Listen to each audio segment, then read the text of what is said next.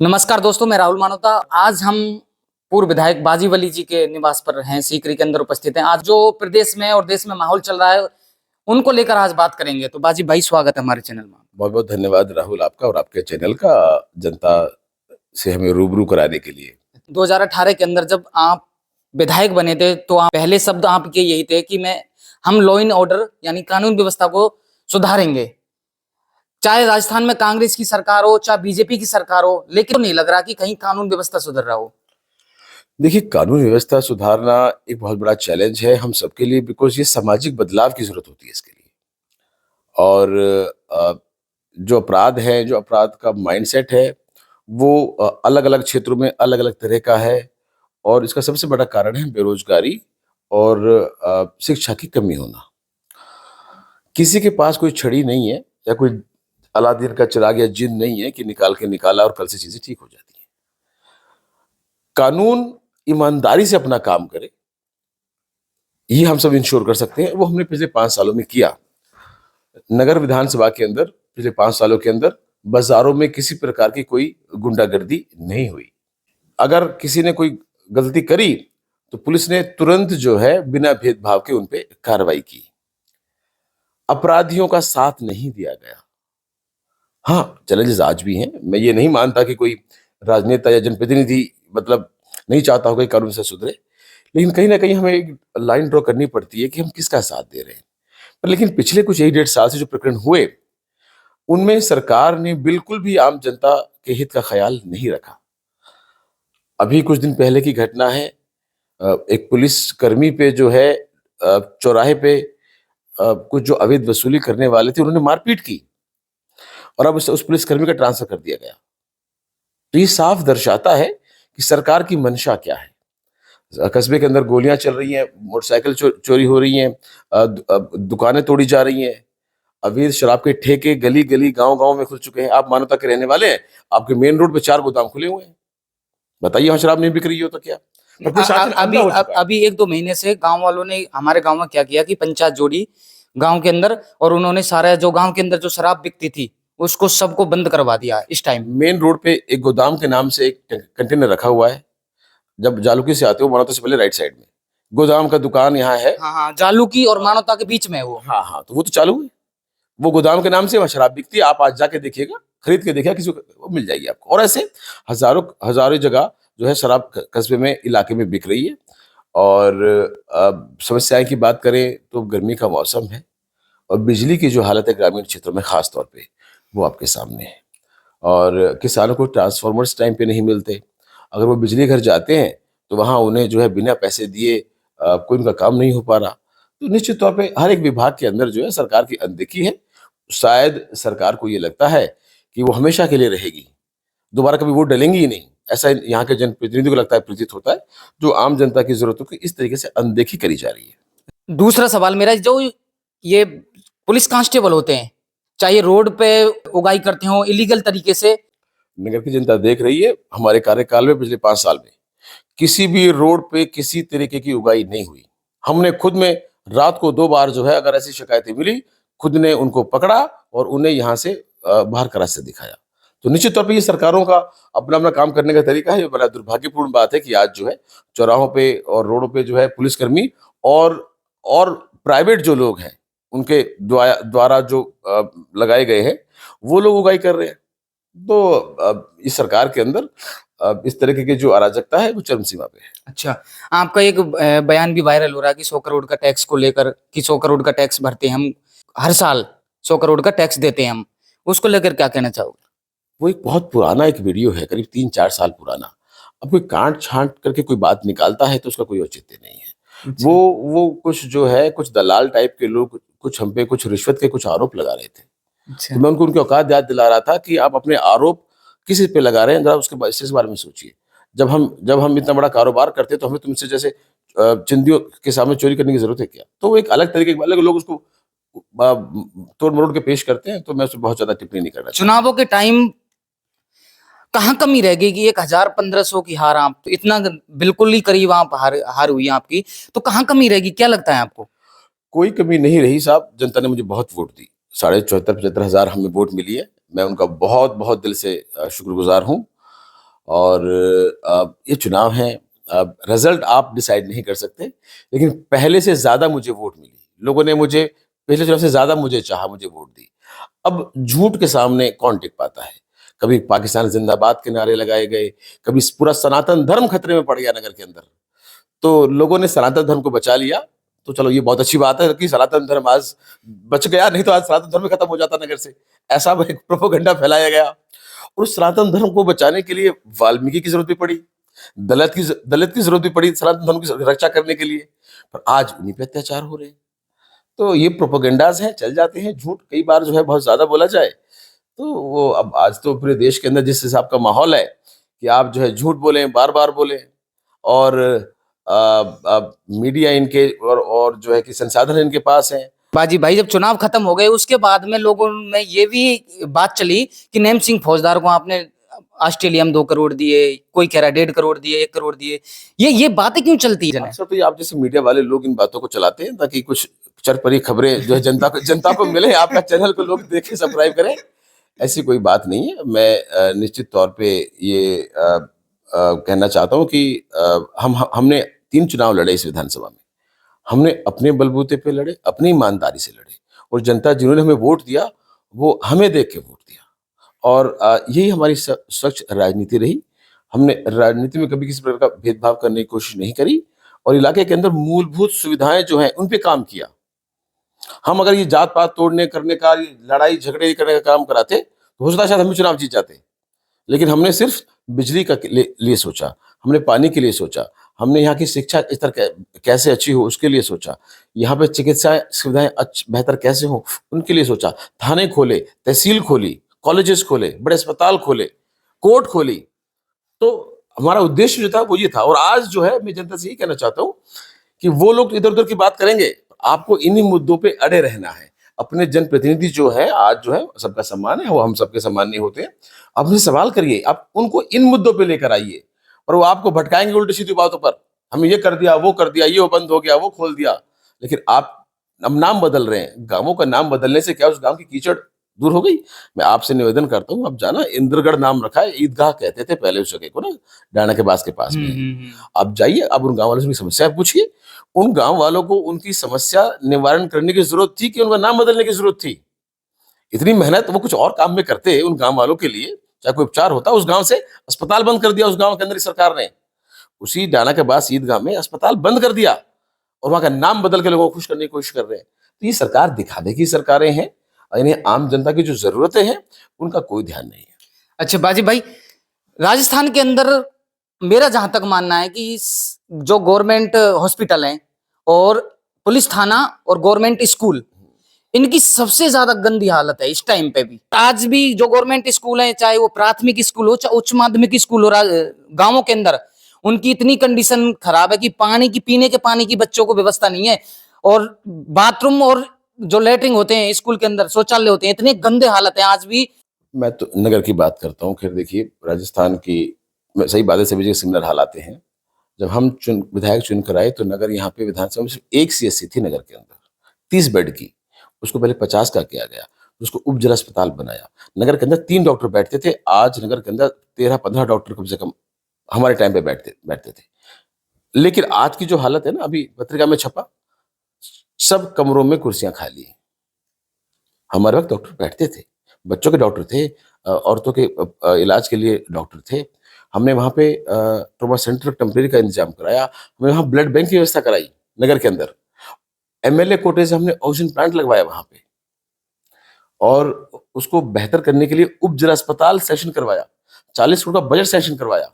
देखिए, 5 साल में आदमी और क्या कर सकता है? 3 साल तो कोरोना के भी थे। तो ये जो कदम रखे गए, ये आने वाले 20-25 साल के लिए रखे गए। ट्रॉमा सेंटर हमने यहाँ सेक्शन करवाया, और जो जरूरत का अस्पताल है उसको सीएससी करवाया हमने, नई पीएससी खुलवाई हमने। तो ये कदम जो उठे, ये हम इसीलिए उठे ताकि सुविधाएं बेहतर हो। आपके थाने में पानी भर जाता है नगर के अंदर, नगर के थाने को नगर से बाहर बनाने के लिए पीलू की मंदिर पे करीब 2.5 बीघा जमीन अलॉट की हमने, लेकिन वो अभी काम सब रुका हुआ है। और नगर को पानी भरने की समस्या से निजात दिलाने के लिए सीवरेज लाइन का प्रोजेक्ट हमने सैंक्शन कराया, ताकि नगर का सारा जो गंदा पानी वो बाहर निकले। अब क्या हो रही है, उसमें बंदरबाट हो रही है। हाई दिन जो है वो ठेकेदार जो है वो काम नहीं करता। तो हमने सेक्शन करा दिया कोई काम, अब फिलहाल की सरकार उसको काम को आगे बढ़ा रही है, लेकिन उसके अंदर रोज जो है कमियां हो रही हैं। अब गलियां खोद दी गई हैं, ना उनको रिपेयर किया जा रहा है और ना अच्छे से वो काम किया जा रहा है। और नगर के लिए ये बहुत बुरी बात होगी अगर ये सीवरेज लाइन सही नहीं हो पाई तो, क्योंकि दोबारा सीवरेज लाइन नहीं डलेगी, फिर रोज ये भरा करेगी, रोज ये टूटा करेगी। तो नगर की जनता से खासतौर पर अपील है कि आप मिलिए, इकट्ठे होइए और इस प्रोजेक्ट की अच्छे से मॉनिटरिंग करिए। अगर ये अब फेल हो गया तो जिंदगी में कभी भी नगर को जो है गंदगी गंदे पानी से निजात नहीं मिलेगी। जो नगर में पुराने नाले थे उन पर अतिक्रमण हो गया, पानी कहाँ जाए साहब? हर आदमी तो पानी छोड़ रहा है नली के अंदर, पानी कहाँ जाए? कोई कोई मंत्री या कोई एमएलए, कोई सरकार उसको डायरेक्ट तो आसमान में तो लेके जाएगी नहीं, निकलेगा तो रास्ता सही। लेकिन जब जो पानी का बहाव होता है उस पर अतिक्रमण हो जाती है तो पानी कहीं ना कहीं रुकेगा। उसका सॉल्यूशन सिर्फ और सिर्फ सीवरेज लाइन है, जो हमने पिछले 3 साल में मेहनत करके नगर के लिए सेक्शन करवाई और उसका काम चालू है। अब जो काम चालू जब सही नहीं हो पाएगा तो वो और इस बद से बदतर हालत होने वाली है नगर की, अगर ये सीवरेज लाइन सही से नहीं डली तो। 1.5 साल का वक्त हो गया, राजस्थान में भाजपा की सरकार है, आपके पास में 3-3.5 साल का टाइम है, तो आप किस रणनीति के साथ में आगे बढ़ना चाहते हो? किस रणनीति के साथ आगे बढ़ोगे? नहीं, हमें तो सिर्फ जनता को जागरूक करना है उनके अधिकारों के प्रति। जो काम चल रहे हैं वो काम पूरे हों, टाइम पे पूरे हों, जनता को उनका लाभ मिले। और जो सरकार की जिम्मेदारी है, जिसलिए सरकार चुनी गई है, सरकार की जवाबदेही तय हो। आज क्यों डॉक्टर नहीं बैठ रहे अस्पतालों के अंदर? क्यों प्राइवेट दवाइयां बाहर की लिखी जा रही हैं? क्यों चौराहे पे आम लोगों को लूटा जा रहा है? क्यों जो है कि प्रशासन में किसी ऑफिस में जनता की सुनवाई नहीं हो पाती? क्यों दलितों पे अत्याचार रोज बढ़ रहे हैं? क्यों किसी की बहन बेटियां उठाई जा रही हैं और बेचारे वो धरने पे बैठे? और इतनी असंवेदनशील जो है इनके लोग हैं पार्टी के, कि उन लोगों से कोई मिलने तक नहीं आया, आज भी तक भी उनमें कुछ कार्रवाई नहीं हो पा रही है। राजस्थान पुलिस का एक वचन है, आमजन में विश्वास, अपराधियों में डर। लेकिन जब हम देखते हैं गरीबों पर पुलिस में कोई सुनवाई नहीं होती, जिनकी जानकारी होती है थानों में, उनको चाय पिलाते हैं, उनका काम फ्री में होता है, लेकिन गरीबों से आज भी थानों में पैसा लेते हैं। तो आमजन में विश्वास और अपराधियों में डर की जगह हमको लगता है कि अपोजिट कर रहे हैं। मैं तो अपने कार्यकाल के बारे में कहता हूँ, कोई आदमी आए ऐसा बताए कि जन सुनवाई ना हुई हो। अ, पुलिस तो वही है, लेकिन सरकार की मंशा काम करने की क्या है, किस किस विजन को लेकर वो चल रही है, वहां पे डिपेंडेंसी है। जब आपके जनप्रतिनिधियों के अंदर ही जो है अपराधियों को बचाने की अगर मंशा होगी तो पुलिस उस हिसाब से काम करती है। तो जो पुलिस जो आज काम कर रही है वो निश्चित तौर पर पुलिस की कोई गलती नहीं है। उनको अब बताइए ना, पुलिसकर्मी ने को मारा पीटा गया चौराहे पे लुटेरों के द्वारा, और उसी पुलिसकर्मी का नगर से ट्रांसफर करा दिया गया क्योंकि उसने कंप्लेंट कर दी। ये उसका दोष था बेचारे का कि उसने कंप्लेंट करी सिस्टम के खिलाफ, तो उस कर्मी को ट्रांसफर हो जाता है। पहले यहाँ बहुत सारे ऐसे कर्मचारी थे नगर के अंदर जो है जो जो गलत को रोकने की कोशिश करे, उसको ट्रांसफर कर दिया जाएगा। तो सरकार की मंशा क्या है उसके मुताबिक तंत्र काम करता है। अच्छा बाजिब भाई, जो नगर विधानसभा मेरे पास से सटा हुआ क्षेत्र है, तो इसमें शिक्षा की बहुत कमी है। नगर विधानसभा से सीकरी को ले लो, लोग गलत कामों में ज्यादा जाते हैं, क्योंकि मेवात से सटा हुआ क्षेत्र है। साइबर क्राइम, यहाँ पर साइबर फ्रॉड आए दिन सुनने को मिलता है और होते हैं और पकड़ में भी आते हैं। लेकिन जब सरकार बनी राजस्थान में भाजपा की, तो 1 साल 6 महीने तक सरकार ने अच्छा एक्शन लिया, घर पर बुलडोजर भी चलाया जो साइबर ठग थे। साइबर ठग तो ये कैसे प्रमाणित हुआ? उनके खिलाफ चालान पेश नहीं हुआ अभी तक, उनको सजा नहीं बोली, जुर्म प्रमाणित ही नहीं हुआ। तो ये सरकार की मंशा है, आप बुलडोजर कैसे चला दोगे क्या? तो ये सरकार की मंशा है सिर्फ प्रोपेगेंडा करने के लिए। साइबर ठगी हो रही, रोज लोग पकड़े जा रहे हैं ना। कोई ये बताए कि ठगी कितने की हुई है, विक्टिम कौन है? मतलब अगर ठगी हुई है तो किसके पैसे निकले? ये जो अखबार भरे जा रहे हैं ना कि राहुल और वाजिब जो है बैठते हुए मिले, 3 मोबाइल बरामद हुए, 4 एटीएम कार्ड बरामद हुए। तो क्या मोबाइल एटीएम कार्ड रखना गुनाह हो गया इस देश के अंदर? ये सिर्फ और सिर्फ जो है सरकार का प्रोपेगेंडा है, ताकि जो है जाति विशेष को टारगेट करके ऐसा माहौल बनाया जाए कि ये लोग इन कामों में लिप्त हैं। हाँ, निश्चित तौर पर कुछ लोग करते हैं, उनके खिलाफ कार्रवाई होती है, लेकिन अब वो कार्रवाई नहीं हो रही है। पहले कंप्लेंट आती थी किसके साथ ठगी हुई, कहाँ की कंप्लेंट है, चाहे बाहर की है चाहे यहाँ की, वहां की पुलिस आती थी, उनको मुकदमे में गिरफ्तार करके ले जाती थी। अब मुकदमे वो नहीं हो रहे हैं, क्या बोलते हैं कि ठगी के या उसके। अब तो वैसे ही बस जो है 5 आदमी पकड़े, 5 से पैसे लिए और 5 को ये दिखा दिया कि ये लोग इस काम की सलाह करते पकड़े, ये काम करते हैं। उनके खिलाफ चार्जशीट पेश करिए ना, उन्हें सजा सुनाए सरकार। तो कहीं ना कहीं ये भी एक प्रोपेगेंडा है और मेवात को बदनाम करने की आदत रही है, क्योंकि हेडलाइंस को जहां मेवात का नाम आता है वो अखबार सुर्खियां अच्छी छपती हैं। और लेकिन मुझे नहीं लगता कि इस दिशा में कोई काम हो रहा है। सभी और थाने तहसीलों के अंदर सरकार के चहेते एजेंट बिठा दिए गए हैं, जिनका पर डे का काम है, वो लिस्ट लेके निकलते हैं और शाम को उगाई करके लाते हैं और अपने आकाओं को पहुंचाते हैं। बाजी भाई, आपकी जब सरकार थी राजस्थान में कांग्रेस की और आप यहाँ से विधायक थे, तो विपक्ष के लोग आप पर आरोप लगाते हैं कि आप जब विधायक थे तो यहाँ पर साइबर फ्रॉड है जो पनपा, यहाँ पर साइबर क्राइम पनपा। देखिए, साइबर क्राइम जो है ये एक टेक्नोलॉजी का ड्रॉबैक है और ये पूरी दुनिया में है। और आए दिन खबर आ रही, चाहे जोधपुर हो, बीकानेर हो। चलो, मैं तो अजीब अली तो मुसलमान है, यहाँ पे मैंने आपने मेरा मेरा टैग लगा दिया। जयपुर में तो मैं एमएलए नहीं हूं ना, धौलपुर में, बीकानेर में, यहाँ जहाँ ये सारे संभागों में कैसे हो गया? ये एक टेक्नोलॉजी का ड्रॉबैक है, इसमें कोई दो राय नहीं है, पर यहाँ का दिखाया जाता है। और मैं आपसे दावे के साथ कहता हूँ, जितनी इन्होंने बहुत ज्यादा कार्रवाई आजकल हो रही है, खूब हर दिन अखबारों में आता है ना, इनकी रिकवरी नोट कर लीजिए और बाकी राजस्थान की रिकवरी नोट कर लीजिए। जब यहाँ ज्यादा होता तो रिकवरी यहाँ होनी चाहिए ना भाई। क्राइम ज्यादा यहाँ है तो रिकवरी तो यहाँ होगी ना लोगों पे, कि भाई इतने पैसे मिले, साइबर ठग के उनके। अब बाकी जगह ज्यादा, बाकी जगह जोधपुर है, बीकानेर है, दौसा है, वहां ज्यादा रिकवरी होती है, वहां जेन्युइन वो लोग हैं। तो इससे पता चलता है कि देखो, ये हम इशू को बचाने की बात नहीं है, गलत तो गलत है, साइबर क्राइम एक गलत एक अपराध है, उस पर निश्चित तौर पे सरकार ने अच्छे कदम उठाए। हमने अपने टाइम पे करीब 50,000 सिम कार्ड बंद किए। श्याम सिंह जी एसपी साहब थे उस वक्त, 50 सिम कार्डों को ब्लॉक किया गया। तो सरकार ने मेजर उठाए, सरकार ने यहाँ साइबर थाना खोला, कांग्रेस राज में खुला है साइबर थाना, भरतपुर के अंदर जो है, वो बाद में जिले के बाद में यहाँ पे आया। तो सरकार ने मेजर उठाए हैं, लेकिन सिर्फ एक चीज को टारगेट कर देना। आज जो है सट्टा चरम सीमा पे है।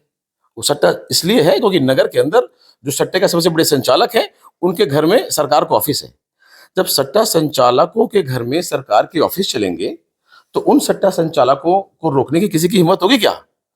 ये तो अच्छा होगा कि फिर तो और तो निश्चित तौर पे आज जो है चोरियां आम हो रही है, आम जनता को कोई सुविधा नहीं मिल पा रही है।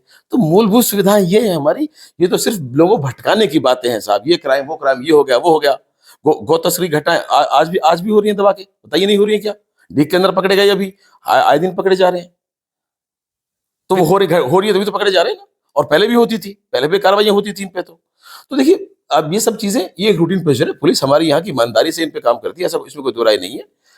लेकिन ये कि सिर्फ इसको टारगेट करके बाकी जनता की जरूरतें हैं उन्हें नकार देना, ये सरकार की विफलता है। सरकार काम तो 18 महीने में किया क्या है? सारी योजनाएं बंद करने का काम किया है, विकास से काम रोकने का काम किया है। कोई नई चीज ही बताए कि हमने 18 महीने में ये स्थापित कर दिया जो जनता को ये लाभ मिल रहा है? कुछ भी नहीं। अच्छा, विपक्ष के लोग ये भी कहते हैं कि जो बाजी वली जी हैं, उनकी ऑस्ट्रेलिया में यूनिवर्सिटी या कॉलेज स्कूल चल रही हैं, तो एक मेवात के लिए भी क्यों नहीं खोल देते वो? देखिए, एक आदमी एक टाइम पे एक ही काम कर सकता है। मैं राजनीति में हूं और मैं एक ही काम अच्छे से करना चाहता हूं, जनता का जन प्रतिनिधित्व। प्राइवेट यूनिवर्सिटी खोलने से मैं कितने बच्चे पढ़ लेंगे उसमें? 1,000, 2,000, 3,000, 5,000। नगर विधानसभा में कितने बच्चे हैं? छात्र 50,000। तो कौन पढ़ेगा, कौन नहीं पढ़ेगा, ये कौन तय करेगा? किसको किसको वहां सुविधा मिलेगी, किसको नहीं मिलेगी, ये कौन तय करेगा? तो देखिए, एक जनप्रतिनिधि जो सार्वजनिक कामों में होता है, उसको इंक्लूसिव अप्रोच लेके चलना पड़ता है। और प्राइवेट एजुकेशन जो है वो सॉल्यूशन नहीं है। हमारा सरकारी तंत्र जब तक ठीक नहीं होगा, तब तक काम नहीं चलने वाला। कितने लोग प्राइवेट जगह भेज पाएंगे अपने बच्चों को? एक जगह खुलेगा, कौन बच्चों को लेकर आएगा? इसी दिशा में हमने एक ऑर्डर में 40 स्कूल अपग्रेड हुए इस विधानसभा के अंदर। 3 कॉलेज नए खोले। महिला महाविद्यालय हमने यहाँ खुलवाया, कृषि महाविद्यालय हमने अपने नगर में खुलवाया है। तो ये चीजें जो ये बढ़ेंगी, इनसे हम लोग को लाभ मिलेगा। इंग्लिश मीडियम स्कूल ही सरकार ने खोले। एक वैन जो है, जो मरीज को लेकर आ रही थी, वो वहां फंस गई और बेचारे सुनाया जैसा कि उस मरीज की वहीं पे जान चली गई। तो विकास का मतलब ये होता है कि पहले से बेहतर किया जाए। अस्पताल पुराना था, अंदर था, कंजेस्टेड जगह पे था, और तो उसको बड़ा करने के लिए हमने उसको उपजिला अस्पताल बनवाया और उसको 10-15 बीघे में बाहर बनाया जा रहा था, 12-15 बीघा के अंदर करीब जो है। अब उसको वहां से बंद करके छोटी जगह बनाया जा रहा है। अब आप बताइए, जो 12-15 बीघा में बाहर मेन हाईवे पे बड़ा अस्पताल बनेगा, वो ज्यादा बेहतर है कि कंजेस्टेड जगह, उसी जगह जो है पुराने अस्पताल को तोड़कर वहां बनेगा? अब जब वो पुराना अस्पताल टूटेगा और जब तक वो नया बनेगा, तब तक नगर के मरीज कहाँ जाएंगे? पूरी और आसपास के जो व्यापारी हैं, और वो बेचारे इतने परेशान हैं वहां पे कंस्ट्रक्शन से। तो इनका कोई काम करने का कोई मन नहीं है, काम बिगाड़ने का इनका मन है। और नगर की जनता के लिए जो है, ये दुर्भाग्य है कि इतनी बड़ी सौगात जो नगर के लिए थी, उपजिला अस्पताल, उसको पूरे प्रोजेक्ट को जो खराब करा दिया गया। अंदर अस्पताल बड़ा नहीं बन पाएगा, वो छोटा बनेगा अगर बनेगा भी तो। और वहां ना वो सुविधाएं होंगी आने की या जाने की। तो उपजिला अस्पताल का जो उद्देश्य था कि पूरे उप जिला के लिए तात्पर्य ये है कि कम से कम कई आसपास की कई तहसीलों के लिए वो अस्पताल होता, लेकिन इनको काम करने से कोई मतलब नहीं, तो काम बिगाड़ने का की आदत है। 2028 के चुनाव में कांग्रेस पार्टी का सीएम चेहरा कौन होना चाहिए? अशोक गहलोत या सचिन पायलट? सभी बहुत बड़े सम्मानीय नेता है हमारी पार्टी के अंदर, तो किसी एक को नाम लेके हमारी पार्टी कभी चुनाव नहीं लड़ती है। कांग्रेस एक विचारधारा का नाम है, कांग्रेस चुनाव लड़ेगी और विधायक दल तय करता है कि वो कौन चेहरा होता है, वो बहुत बात की बात है। पर निश्चित तौर पे ये मैं कह दूं कि सरकार कांग्रेस की बनेगी। इन 18 महीने के अंदर ही जनता ने जो है इस बीजेपी राज को नकार दिया है।